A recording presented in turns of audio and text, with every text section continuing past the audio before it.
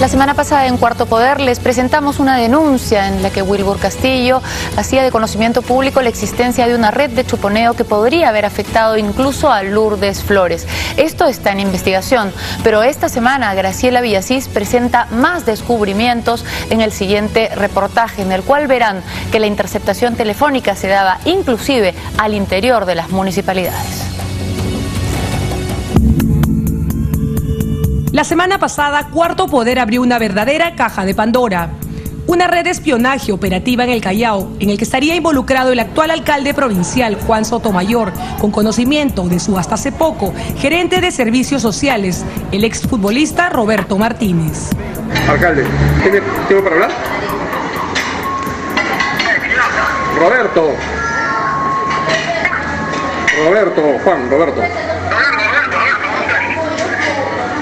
Está escuchando, Juanito. Estuve viendo el caso del amigo. ¿Ya? En el centro de toda esta historia aparece un hombre llamado Ernesto Torres, conocido como Tito, según todo apuntaría, el operador del chuponeo telefónico. Con este sujeto en prisión hasta diciembre del año pasado, por haber sido detectado manejando ebrio y con un arma sin licencia, las operaciones de escucha habrían cesado en el Callao. Un ansioso Roberto Martínez, en su calidad de funcionario municipal, fue grabado planeando ayudar a Tito a salir de prisión.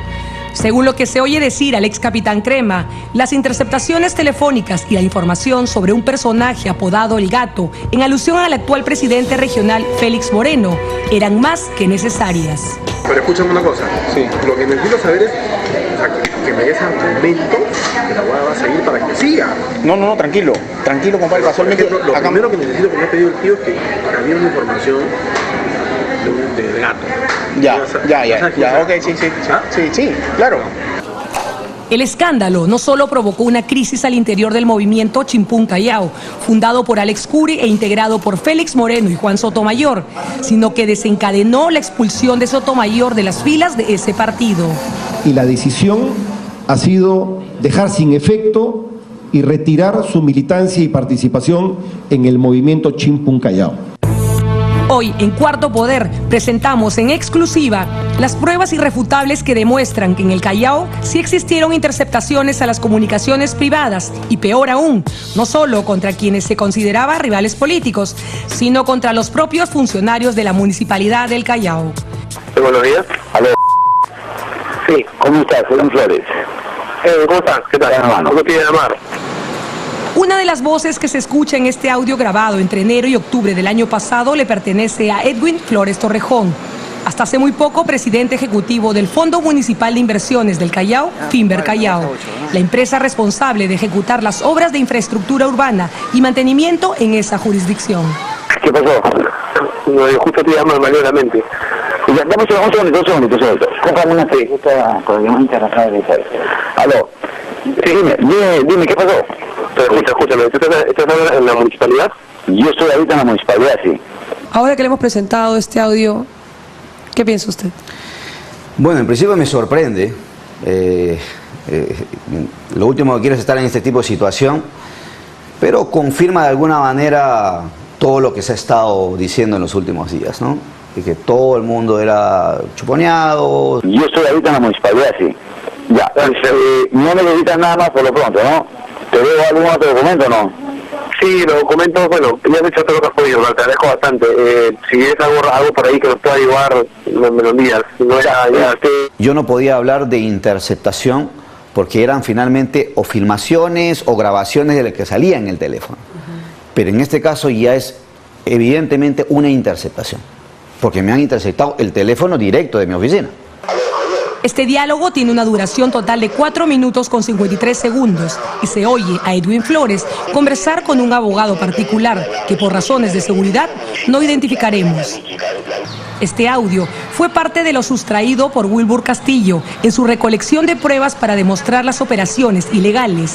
Él afirma que fue copiado de la computadora personal de Ernesto Torres, acusado de ser el operador del espionaje telefónico en el Callao. ¿Y esto quién lo hacía? ¿Quién grababa a los funcionarios de la Municipalidad del Callao? Todo eso lo encontró en el vehículo de Torres. ¿Conoció usted a Ernesto Torres? Sí, lo conocí porque él trabajó en el gobierno regional cuando yo era asesor jurídico. Él trabajaba en el área de logística. En el área de logística, en efecto. ¿Y qué cargo tenía? Pues no lo sé, creo que era contratado. Era contratado y trabajaba ahí. ¿Qué funciones hacía? No lo sé, porque pues, finalmente yo no tenía más que una relación administrativa. Pero sabía quién era, ¿no? Sí, lo ubicaba de vista, pero no tuve ninguna relación directa con él para nada. ¿Y no sospecha quién fue el que le ordenó a Ernesto Torres chuponearlo a usted? No, sinceramente no. Y como le digo, ni me interesa saber. Porque sospecha, sí, pero no quiere afirmar nada. Podría tener algunos indicios por ahí, pero sé que yo... Edwin Flores estuvo vinculado al Callao durante 14 años. Cuando Alex Curi fue electo alcalde provincial de esa comuna, ocupó la subdirección de la Secretaría General y posteriormente la gerencia de asesoría jurídica. En el 2007, cuando Alex Curi pasó a ser presidente regional de esa provincia, se desempeñó como gerente del área legal. Dejó de trabajar para Curi cuando este renunció a su cargo para tentar suerte en las elecciones municipales de Lima. Fue en esas circunstancias que Edwin Flores pasó a trabajar bajo las órdenes del actual alcalde Juan Sotomayor como presidente ejecutivo de Finver durante 10 meses. Pero luego renunció porque, según señala en el nuevo encargo, sus funciones eran muy limitadas. ¿No era un personal de confianza entonces de Juan Sotomayor? Bueno, se suponía que sí. En todo caso eso tenía que preguntarlo a él, pero... ¿Y cuál es su relación con Juan Sotomayor actualmente? Yo lo conozco a Juan Sotomayor muchos años, desde que él era regidor en la Municipalidad del Callao y yo empecé como funcionario. Porque él entró en cuando entró la primera gestión Alex Curi, él era su regidor provincial. Según Wilbur Castillo, el testigo que ha destapado todo este asunto, nadie en la municipalidad del Callao se salvaba de ser espiado. No solo espiaban a políticos de otras tiendas políticas, sino que que querían estar seguros de todo lo que hacían en su entorno para que nadie podía sacarles cierta información. O sea que es un trabajo de contrainteligencia. Inteligencia y contrainteligencia, efectivamente, ¿no? Querían saber el movimiento de todos y cada uno de sus trabajadores que estaban alrededor. Pero los audios que presentaremos a continuación demuestran que no solo los altos funcionarios de la Municipalidad del Callao fueron sometidos a largas horas de escucha ilegal, sino que estas operaciones alcanzaron también a funcionarios de otro rango. En este caso, por ejemplo, a los responsables de administrar el comedor popular del Callao. Acá hay 4 canastas, una comida que van a preparar, también a la hora de la tarde y tanto. Sí, también van a comer, no también se van a ir. Si acá le te pregunto, sí, doctor, problemas con la región. Sí, ya por el comento, claro. Pero nada que no podemos solucionar más, ya que la patrulla del Estado siempre está unida. Ya, ¿Tienes ahí, puedes hablar con el alcalde? Sí. Otro diálogo aún más comprometedor y obtenido al pinchar la línea del comedor del Callao revelaría cómo este no solo servía para atender a los comensales con bajos recursos, sino que habría sido utilizado como fachada para comercializar droga. Que lo volvieron a hacer, ella quiere cuánto salió. Ya, salió 320, no es sí. Y del otro que le vas a dar, el que te ha hecho para ti, para ella, ¿no? Nada, ya, de ese que le vas a dar ahorita hay 376, ¿entiendes? 320. El que te va a pagar la plata, ya. Y ahí ella tiene que agarrar sus 20, creo, sus 20 soles, y las plazas que hace y sus 20 soles, sí. 320. Ya, pero 320 pacos. 300. Que viene a ser 320 soles, pues ya. Y el otro que le vas a entregar es 376. Ya, yo te digo, cualquier cosa me timbra ya el celular. ¿Qué se hacía con esta información? ¿Se iniciaba algún tipo de investigación o solo las debilidades del sistema con el fin de luego usarlas en contra del funcionario? Eso tendrá que ser investigado por las autoridades que ya han tomado el caso, pero el grupo liderado por Tito Torres habría utilizado las líneas telefónicas para otras actividades fuera del chupón. El chuponeo telefónico en el Callao no habría sido la única actividad ilegal dirigida por Ernesto Torres. Según el denunciante Wilbur Castillo, cuando su grupo no lograba su objetivo de captar alguna conversación comprometedora de su víctima de turno, le fabricaban pruebas para intentar incriminarla. Ese fue el caso del congresista Martín Belaunde. ¿Aló? Aló, doctor Belaunde. ¿Cómo le va? Así es. Era abril de 2011 y la OMPE anunciaba los nombres de los 2 candidatos presidenciales que se enfrentarían en la segunda vuelta electoral, Keiko Fujimori y Ollanta Humala. pero aún se mantenía el suspenso sobre la nueva conformación del Congreso. Mientras los candidatos peleaban voto a voto su elección, se conocía el número de escaños que le correspondería a cada agrupación política. A Solidaridad Nacional de Luis Castañeda Locio, la cifra repartidora le asignó solo 4 curules por Lima. El cuarto lugar lo ocupaba el actual congresista Martín Belaúnde, seguido de muy cerca por el candidato Diego Marcos, hermano del alcalde de Ventanilla, Omar Marcos.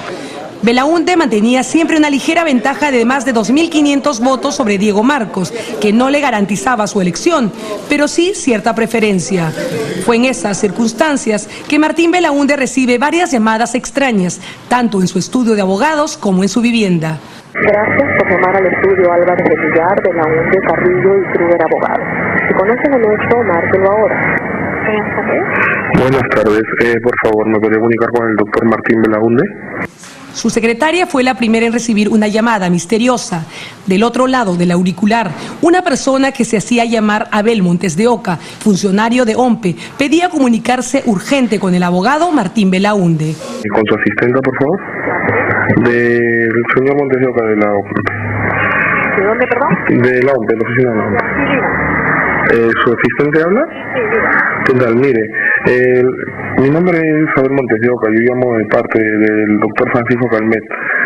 Estoy llamándola por indicaciones de una persona aquí en la oficina. Me pidió que llame a la oficina del doctor para mandarle la información del conteo hasta el momento.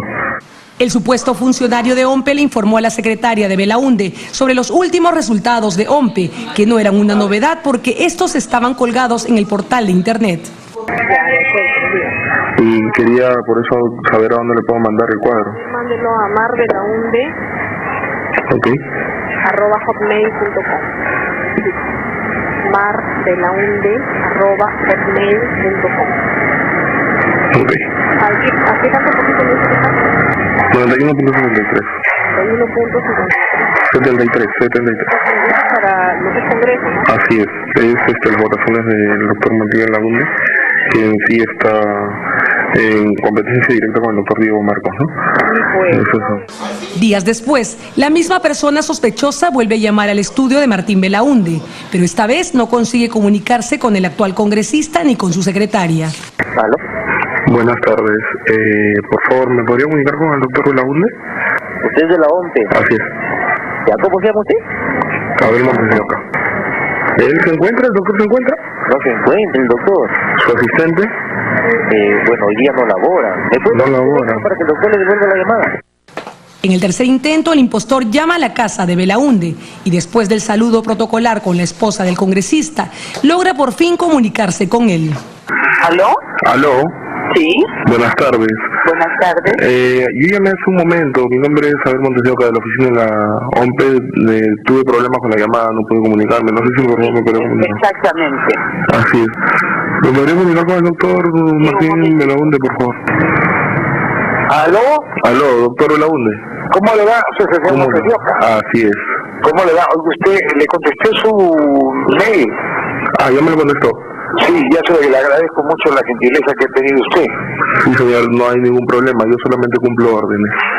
El congresista escucha atentamente a su interlocutor y le hace algunas preguntas. Dígame una cosa, señor Montes de Oca. En un momento estuvo lentísimo, ahora ¿cuándo saldrá el próximo reporte? Mire, ya el reporte que le he mandado al último es el 99.98. Nosotros en este momento ya estamos terminando con el 100% del conteo. Ya, pero todavía quedan las actas observadas.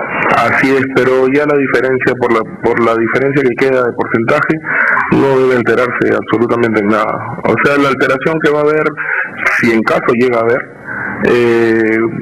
no va a afectar el resultado que le hemos mandado. Ya. Sí, no es... El último avance que he visto ahora es al 80.56 de altas autoridades. Con respecto respecto al candidato que me sigue, un poco que me pisaba los talones, ha salido 2.536 votos o algo así. Sí, son un promedio de 2.500 votos de diferencia. Mucho, dígame, la otra pregunta que le quería hacer es la siguiente. ¿Hay alguna posibilidad de que puedan salir 5 de Solidaridad Nacional o ninguna? Bueno, eso tendrían que estudiarlo, pero yo creo que no hay ninguna posibilidad. De la cifra repartidora, ¿no? Así es. Ya. Bueno, yo le agradezco muchísimo, señor Montes de Oca. Presuntamente, el supuesto funcionario de la OMPE tanteaba si Belaúnde podría pedirle ayuda. El congresista simplemente agradece los datos y su interlocutor dice que está presto a servirlo si fuera el caso. No, que usted es una persona muy honorable, nosotros estamos para servirlo, señor doctor Belaúnde. Muy amable, señor. No hay de qué. Un gusto haber conversado con usted. Igualmente. Hasta luego. Es evidente que esto ha sido una trampa. Forma parte de todo este tinglado de trampas, de chuponeos, para darle ese término un poco grosero, pero que a veces la grosería refleja lo mal que se hacen las cosas. Eso es lo que yo le puedo decir. Fue una trampa frustrada. Belaúnde asegura que desde el primer momento tuvo desconfianza sobre la procedencia de esas inusuales llamadas. ¿Recuerda esta conversación? Sí, perfectamente. ¿Le resultó extraño en su momento? Me pareció extraño, no entendía cuál era la intervención, pero en fin, los datos que me daba eran públicos, era una tendencia que era muy marcada, se veía que se estaba considerando la diferencia en mi favor. Son maniobras, pues, son maniobras dolosas, delictivas, hechas con el objeto de hacerme caer en una trampa, como para que yo dijera, oye usted, ¿y cómo puedo hacer para asegurarme que gane? Bueno, eso tendríamos que conversarlo, que quizás requeriría alguna forma de ayuda no tan simbólica, una cosa así, ¿no? Pero como yo no dije eso, ni pensaba decirlo.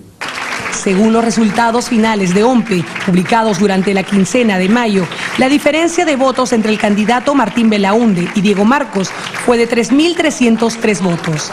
Según Wilbur Castillo, todas las llamadas que se hicieron a Martín Belaúnde fueron ordenadas por Ernesto Torres, tarea que se le habría encomendado a un colaborador de su confianza, a quien Castillo logró grabar con una cámara escondida. Este es el testimonio de quien hizo las llamadas. Mira, yo te explico más o menos. O sea, esa chamba que un par de chambas esas que yo hice fue porque yo el hombre lo tenía al lado y se presentó en ese momento la oportunidad y me dijo, habla tú, y la verdad yo lo tomé como vacilón esas 2 veces, pero ya después averiguando bien yo me di cuenta que ese tema era picante. Pues más, él me ofreció, Tito me ofreció, me pidió que haga un par de trabajos más o unos cuantos trabajos más y yo me la acepté a Tito porque yo sabía que eso era picante, ¿no? Ya después yo me di cuenta que era picante. Yo lo primero lo hice como vacilón, pues, la de Montes de Oca y eso. Montes de Oca no se tenía ningún dato, solamente se tenía el nombre. Ya. Lo sacamos de la página.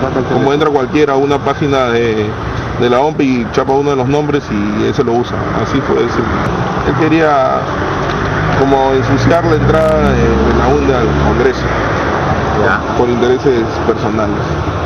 Entonces él quería ensuciar y en algún momento que hagan que él no entre, ¿no? Que lo vinculen como que está recibiendo una ayuda de la OMPE y no entre, ¿no? Lo saquen para que entre el siguiente. Lo que queda claro es que con esta burda artimaña, lo que se buscaba era, según este colaborador, beneficiar al candidato que aparecía como accesitario, es decir, a Diego Marcos, el hermano del alcalde de Ventanilla. Recordemos que Ernesto Torres no solo figuraba como empleado en la planilla de la región Callao, sino que durante los meses de mayo y agosto del año pasado trabajó para la municipalidad de Ventanilla. ¿El alcalde de Ventanilla le pidió hacer ese trabajo o no? No lo creo porque quizás me se podido percatar o he escuchado un rumor. Entonces él, digamos, buscaba congraciarse o ganarse más la confianza del alcalde, es muy posible, ¿no? Para después tenerlo de la mano. O cobrarle. O cobrarlo, extorsionarlo, ciertas cosas, ¿no? ¿Usted no ordenó al señor Ernesto Torres que vaya a hacer este trabajo? De ninguna manera, de ninguna manera. No solamente lo rechazo de manera categórica, sino que además yo estoy seguro que como va avanzando el Ministerio Público, seguramente se encargarán de encontrar a los que resulten responsables sobre estos hechos, ¿no? El alcalde Marcos rechaza cualquier participación en este hecho grave y en su defensa asegura que Ernesto Torres ingresó a laboral en su comuna desde mayo del año pasado, es decir, cuando ya se conocía que Belaúnde era virtualmente un congresista electo.